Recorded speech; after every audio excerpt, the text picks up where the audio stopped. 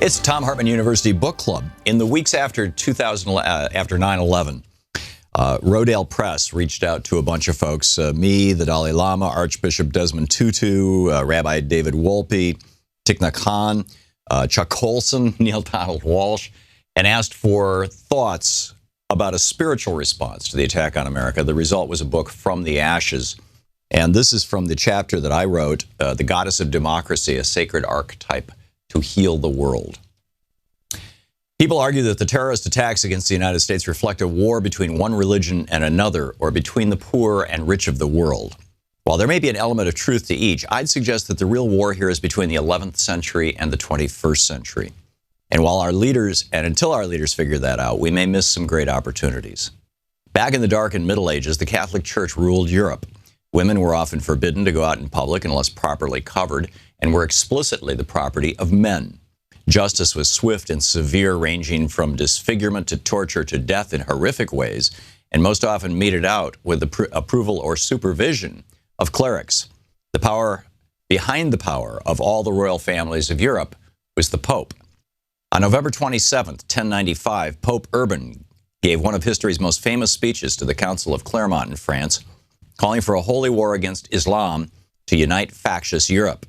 Dr. E.L. Skip Knox of Boise State University in Idaho summarized the Pope's speech. The noble race of Franks must come to the aid of their fellow Christians in the East. The infidel Turks are advancing into the heart of Eastern Christendom. Christians are being oppressed and attacked. Churches and holy places are being defiled. Jerusalem is groaning under the Saracen yoke. The Holy Sepulchre is in Muslim hands and has been turned into a mosque. The Franks must stop their internal wars and squabbles. Let them go instead against the infidel and fight a righteous war. God himself will lead them, for they will be doing his work. There will be absolution and remission of sins for all who die in the service of Christ. Here they are poor and miserable sinners. There they will be rich and happy. Let none hesitate. They must march next summer. God wills it. Thus began a war between two different medieval cultures, 11th century Catholic and 11th century Muslim.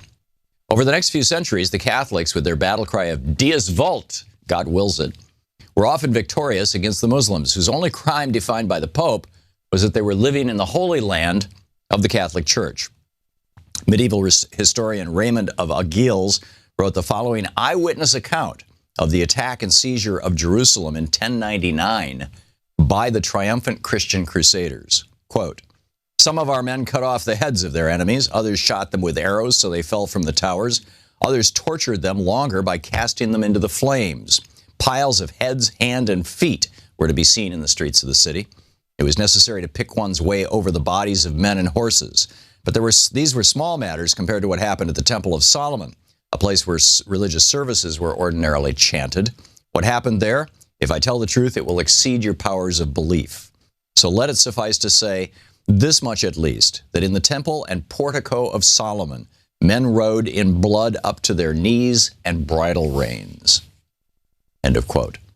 In the 900 or so years since the early Crusades, both Christianity and Islam have undergone profound changes. The Protestant Reformation shook Christianity to its core, and the Renaissance in Europe wrought huge transformations in both Christianity and Judaism.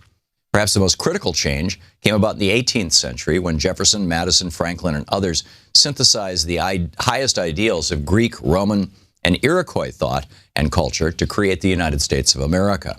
In doing that, they ignited the flame of liberty, bringing into the world an archetype that to this day inspires hope worldwide. As America grew and our ideas of Republican democracy spread around the world, further transformations of the world took place. Another turning point was when modern science challenged the medieval worldview of the church in the Scopes monkey trial of 1925. Although Clarence Darrow lost that case, its widespread publicity began a dramatic and lasting process of change across the world. The American dream is a powerful and pervasive force in the world, even if the sometimes imperialistic behavior of our transnational corporations is often at odds with our own ideals. That dream has wafted over the entire world and is still so powerful that people are willing to die for it. In China, the Tiananmen Square protesters marched to their doom in 1989, carrying a 37-foot-tall papier-mâché replica of the Statue of Liberty, which they had renamed the Goddess of Democracy. Of course, there are still pockets of medieval perspective in the Christian world. The post-disaster comments of Jerry Falwell and Pat Robertson, who said they had just witnessed the wrath of their God, who had lifted the veil and allowed the terrorists to act because of their God's anger over homosexuals, liberals, and the ACLU, reveals that such a worldview is still alive and well in a small fringe of Christianity. Some Christians are still today willing to commit terrorist acts of murder or mass murder. Timothy McVeigh and those who murdered numerous abortion providers all claimed their acts are grounded in Christianity and biblical teachings. And just as 21st century Christianity still has its own pockets of medieval worldview, so does 21st century Islam. And then it gets into, how these reformations happen and, what we hope to see in among those right-wing crazies in Islam. The book is From the Ashes, a spiritual response to the attack on America.